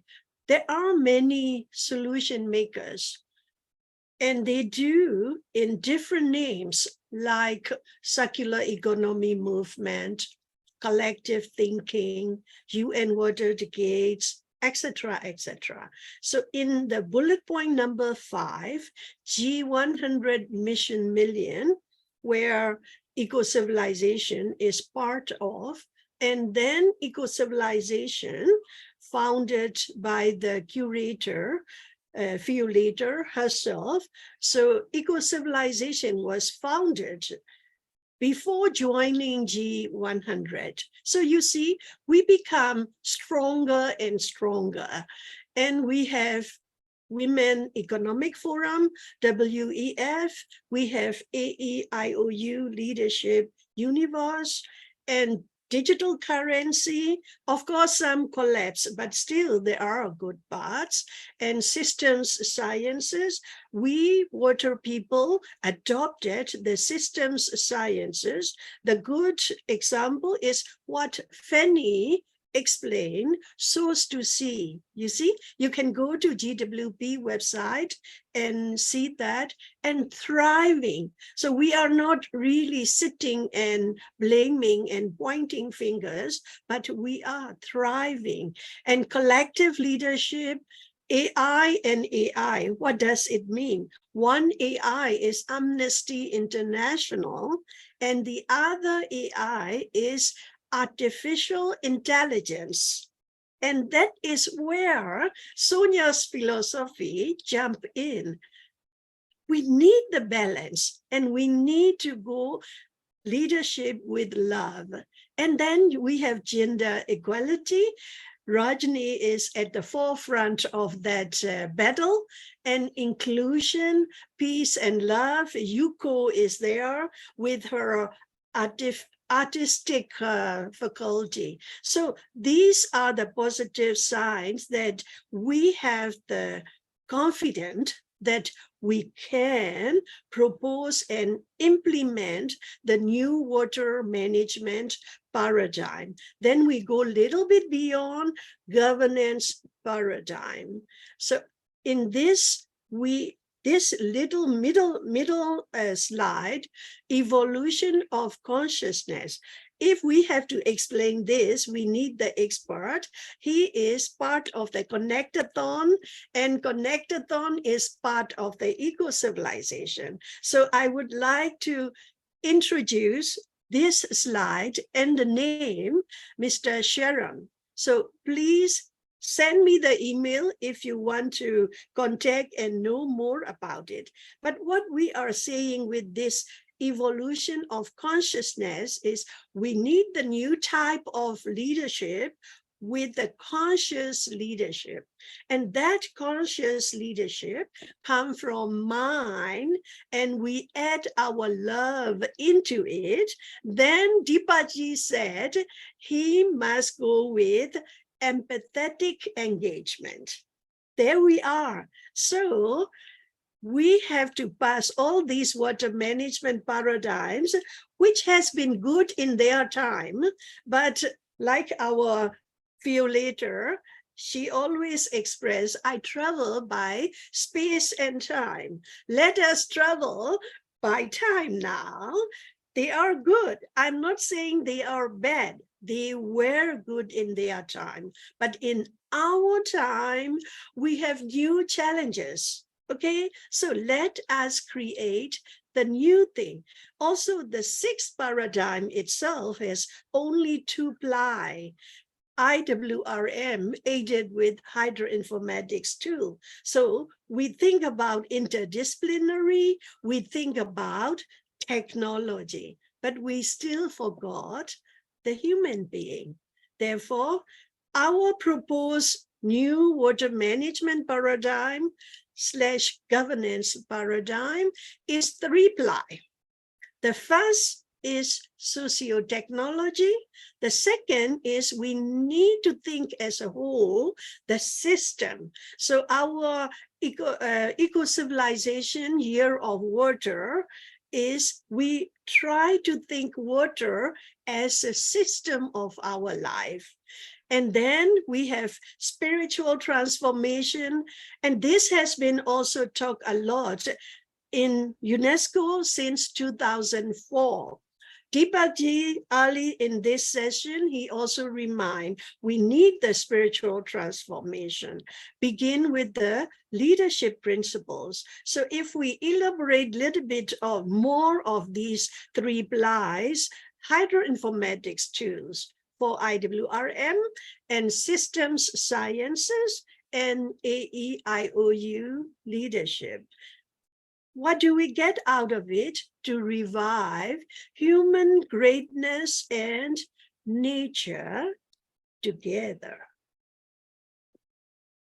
So with this, we are very hopeful that we will have the public acceptance, because if you see the bottom bullet point, you will see a lot of organizations or network or global institutions like Ecocivilisation and Connectathon are one of those kinds, but there are many, really many. Therefore, we are so confident that it can happen.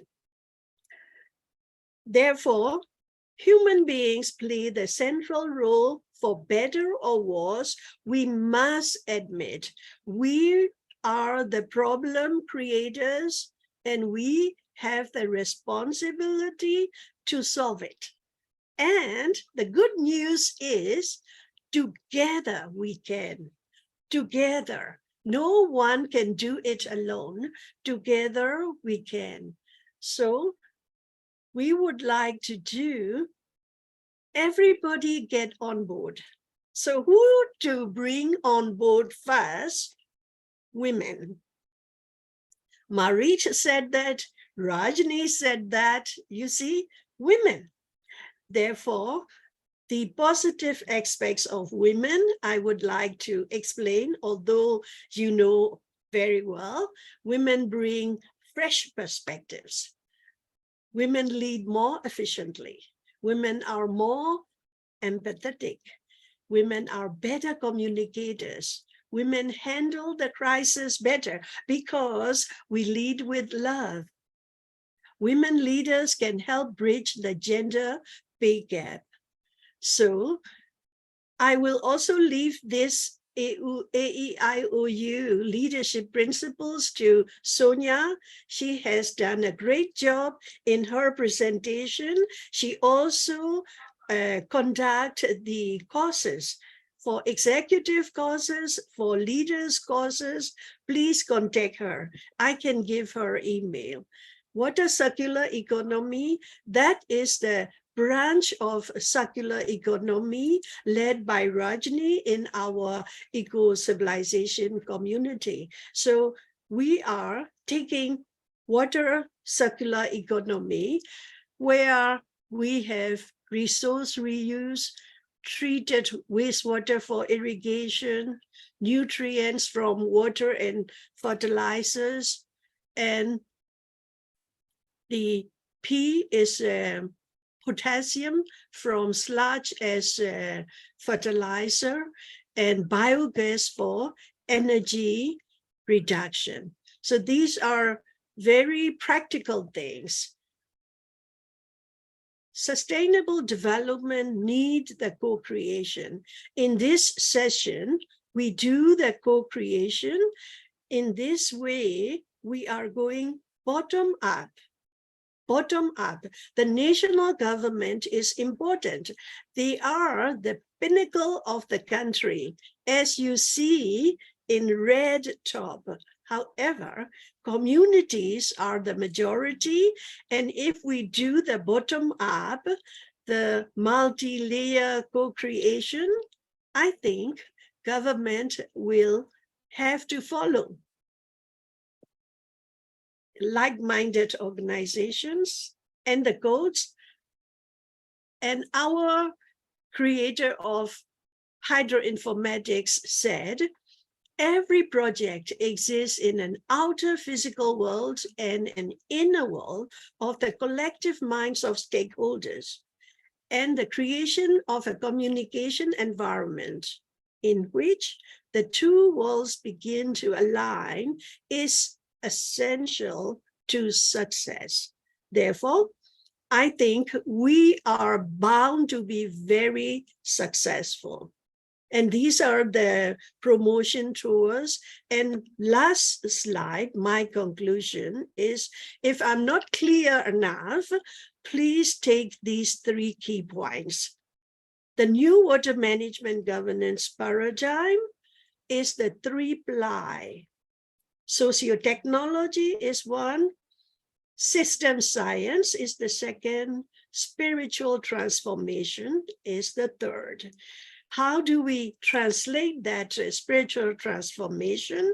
We come up with leadership principles in specific 𝕤𝕖𝕖𝕒 leadership principles to revive human greatness and nature together. Thank you for giving me time and opportunity. Thank you, Violeta. Thank you, NiNi. Thank you for pulling so many strings together and already proposing the initial shape of the future governance paradigm for water, sociotechnology, system science, and spiritual transformation. I think this is a great foundation to work on it and to selecting actions to join with open source portal that was already presented today, and really build the capacity that we were all talking about in order to move forward together. I think your call for network of the net of the nets, as I call it, so to bring people who respect love and try to listen to water together and empower them with collaborative actions. I think that is a very healthy and very inspiring foundation of new paradigm. So I'd like to really bow to you, to all your energy and efforts and inspirations. And as you say, now we know we can make it. It's just a matter of time. but we know that we're going to walk this path together, and more people will join with this bottom-up approach that pretty much all the speakers have honored. Sooner and faster we will walk. As you know, maybe individually we can run faster, but together we can reach by far further. So that's a very important message for today. That's how we got to the end of this incredibly rich discussion. And just to bring, if you have some specific questions, please put them into the chat, and I will ask the speakers to just directly respond to them. I saw a very rich discussion in the chat section, so that is very encouraging too. And a lot of people got engaged and commented. At the end, let me just really try to bring just a couple of little things together again. Even though I love the summary of NiNi with those 3 proposed actions. But let's just remind ourselves that these 3 actions are already empowered by this call for nurturing sympathetic approach, really embracing participatory multi-stakeholder structures, focusing on consequences, equity, and fairness, and reminding ourselves that not everybody has the same needs, but we do have a common agenda. And that is a very strong message too, even though it will be manifested and exercised in different ways, but common agenda to make sure that water is not a commodity item, but it stays in a property of the planet Earth, learning from it, respecting it, and hopefully this legal status of rivers will just continue to evolve and spill over to all the countries and possibly also to oceans and other water resources, that we finally understand what is the essence of life. And this just empowers even more the call for democratization of water governance. And this call for education should never be forgotten and overlooked. Education of farmers, but not only farmers, of all the stakeholders who are not just experts on water, but all those that are becoming more and more aware of the importance that water brings to humanity, to the life on planet Earth, and to the planet itself. So leading from love, and joining the nature-based sphere and following the way of water with the help of water diplomacy gives me a great hope. And all I can say at the end is I'm really honored. I'm really honored to be able to host this event, and I hope you felt worth it as well. So all the best to all of you. And don't forget, we are a community now. Reach out, let's join our resources and our strength.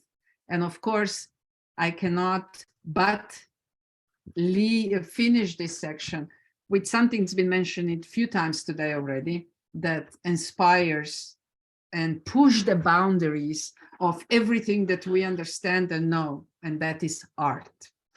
And I'm so grateful to Yuko that her team, her group was able to provide this beautiful song that we can always play at the end of our water events. And the title says it all. We are water.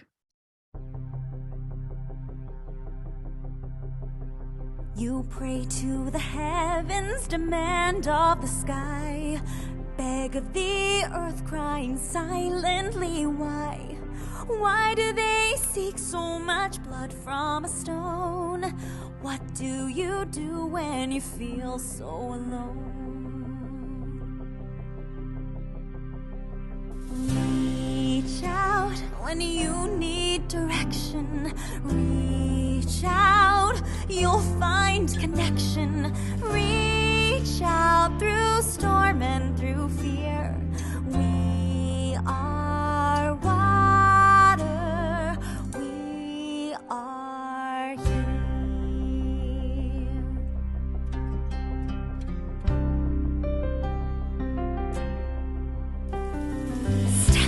in the current and bathe in the stream.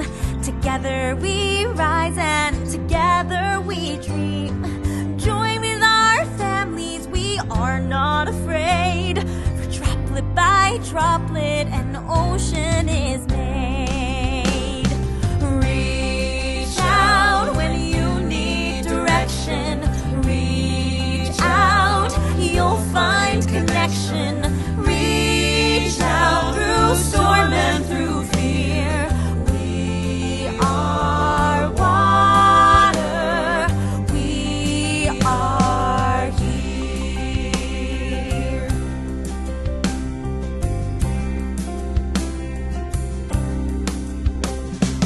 We are water. Be as water, flowing water, formless water. We are water, free as water,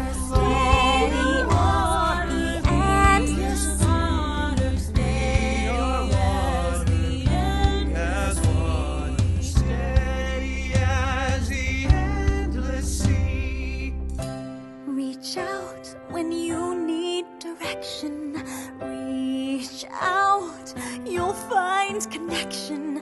Reach out through rivers of song. We are water.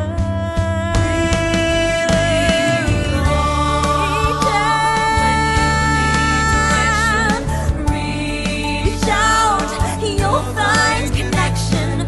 Reach out through rivers of song. We are water. We are water. We are water.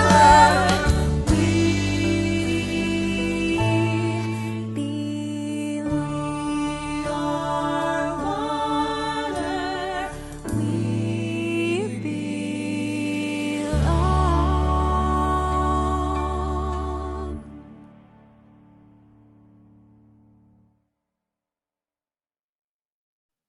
Thank you very much, Yuko. If you are on, please connect and just show your face, because we are so grateful to you that you and your team provided this song, which is the closing song of all our events. If you're no longer with us, then thank you very much again to everyone, and I hope to see you at some of our next water events. Let me just share this last thing with you. We are in the year of water, of Ecocivilisation. Now there are 3 events behind us and many more are coming. So we hope to see you around and hope for you to actively participate as well. If you want to be part of any of these, let us know. Either as a participant, of course, or as a speaker. But again, thank you very much. This is so special, and thank you for caring and learning together and knowing that collectively we can do much more and understand more. And of course, thank you for acting within your own capacities. All the best. Thank you, Violetta. Thanks, everyone. Bye-bye. Thank you, everyone. Bye. Bye-bye. Bye, everyone. Thank you, Professor Thank you. NiNi. Bye. Thank you very, very much.